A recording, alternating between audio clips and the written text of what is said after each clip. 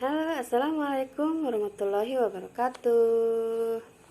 Nama saya Erni Astuti, saya dari STIM Budi Bakti.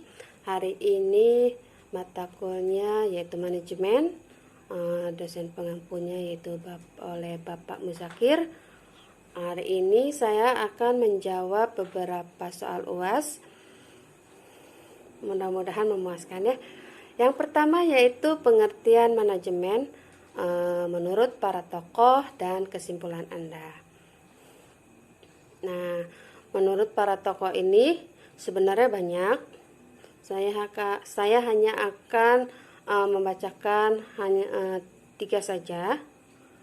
Yang pertama yaitu menurut tokoh George R. Terry, pengertian manajemen adalah sebuah proses yang khas yang terdiri dari beberapa tindakan, yakni perencanaan, pengorganisasian, pergerakan, dan pengawasan. Semua itu dilakukan untuk menentukan dan mencapai target atau sasaran yang ingin dicapai dengan memanfaatkan semua sumber daya, termasuk daya manusia dan sumber daya lainnya. Yang kedua yaitu menurut Henry Fayol. Menurut Henry Fayol, manajemen adalah suatu proses perencanaan, pengorganisasian, pengkoordinasian, dan pengawasan atau kontrol terhadap sumber daya yang ada agar mencapai tujuan secara efektif dan efisien. Yang ketiga yaitu pendapat Lois Allen, yaitu proses penentuan dan pengelompokan pekerjaan yang akan dikerjakan, menetapkan dan melimpahkan wewenang dan tanggung jawab agar orang-orang bekerja sama secara efektif dalam mencapai tujuan. Sedangkan menurut saya pengertian manajemen itu yaitu proses pengaturan yang dilakukan oleh suatu organisasi yang mencakup 6M untuk mengatur sumber daya agar efektif dan efisien agar tujuan organisasi berhasil atau tercapai. Yang kedua, pertanyaan yang kedua yaitu unsur-unsur manajemen. Sebutkan unsur-unsur dan jelaskan satu persatu. Unsur-unsur manajemen mencakup 6M. Yang pertama itu man, yang kedua money, yang ketiga material, yang keempat mesin, yang kelima metode, dan yang keenam yaitu market. Man, apa sih itu man? Man yaitu sumber daya manusia. Unsur ini unsur di dalam manajemen yang paling vital, yaitu sumber daya manusia yang membuat perencanaan dan mereka pula yang melakukan proses untuk mencapai tujuan-tujuan tersebut. Tanpa adanya sumber daya manusia, maka tidak ada proses kerja, sebab pada prinsip dasarnya mereka adalah makhluk pekerja. Yang kedua yaitu money. Money itu perusahaan dalam menjalankan segala aktivitasnya sehari-hari, setiap harinya akan tidak bisa terlepas dari biaya atau uang yang diukur dengan satuan sejumlah uang. Dengan ketersediaan uang atau dana yang memadai, maka manajemen perusahaan akan lebih leluasa dalam melakukan sejumlah efisiensi untuk mencapai tujuan akhir perseroan, yaitu memperoleh laba.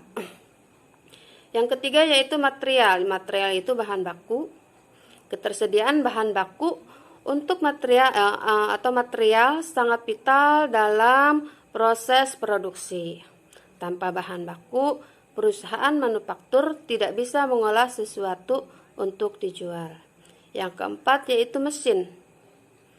Untuk mengolah bahan baku menjadi barang jadi, dibutuhkan seperangkat mesin dan peralatan kerja. Dengan adanya mesin, maka waktu yang dibutuhkan dalam proses produksi akan semakin cepat dan efisien. Yang kelima yaitu metode. Metode ini dalam menerapkan manajemen atau untuk mengolah sejumlah unsur-unsur di atas dibutuhkan suatu metode atau standar operasional atau prosedur yang baku. Yang keenam yaitu market. Market itu pasar. Nah, konsumen atau pasar merupakan elemen yang sangat penting. Tanpa permintaan, maka proses produksi akan terhenti dan segala aktivitas perusahaan akan vakum. Pertanyaan yang ketiga yaitu fungsi manajemen. Pengertian menurut para tokoh dan kesimpulan Anda. Nah, fungsi-fungsi manajemen ini ada beberapa menurut para ahli. Yang pertama yaitu Henry Fayol, George R. Terry, dan Luther Gulick. Mungkin sedikit yang akan saya jelaskan. Kalau menurut para ahli Henry Fayol, fungsi manajemen yaitu planning, organizing, accommodating, controlling, coordinating. Sedangkan menurut Luther Gulick, fungsi manajemen, planning, organizing, stepping, directing, dan coordinating, reporting, dan budgeting.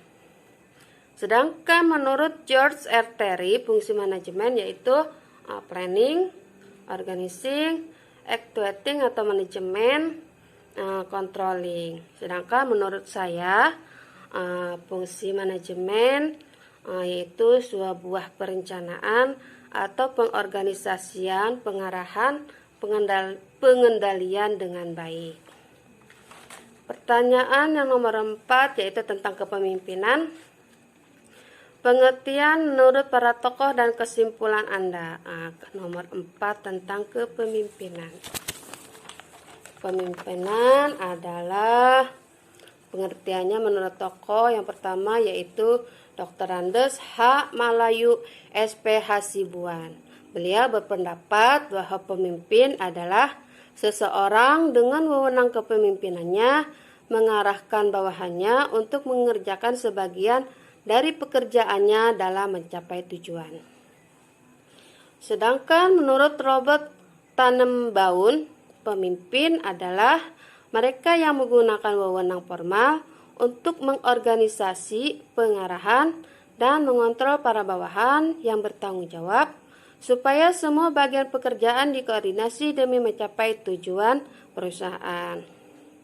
Nah, sekarang menurut pendapat David N. Villey, kepemimpinan adalah seseorang yang menduduki suatu posisi manajemen atau seseorang yang melakukan suatu pekerjaan memimpin.